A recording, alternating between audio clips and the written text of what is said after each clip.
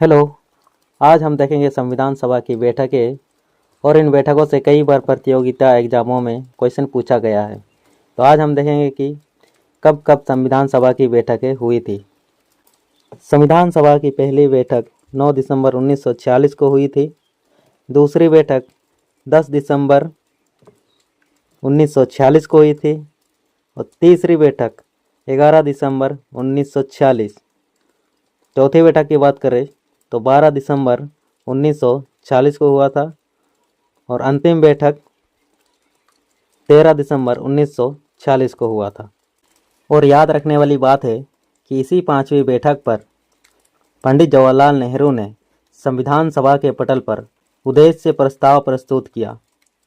यह उद्देश्य प्रस्ताव संविधान सभा द्वारा 22 जनवरी 1947 को पारित कर दिया गया और पारित होने के बाद इसी को संविधान की उद्देशिका अथवा प्रस्तावना कहा गया।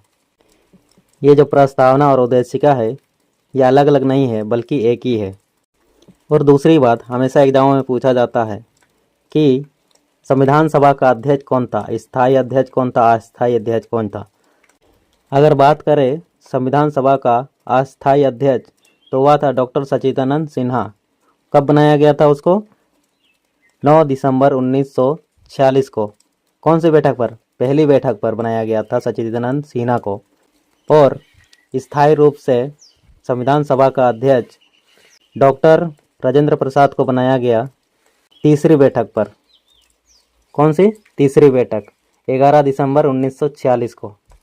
तो यह आपके लिए बहुत इंपॉर्टेंट हो जाता है क्योंकि प्रत्येक एग्जामों में ऐसे क्वेश्चन हमेशा पूछा जाता है। अगर बात करें जो प्रस्तावना की संकल्पना थी वो किस संविधान से लिया गया था? वो अमेरिकन संविधान से लिया गया था। और इसकी जो विशिष्ट प्रकार की भाषा शैली है वह ऑस्ट्रेलियाई संविधान से लिया गया था।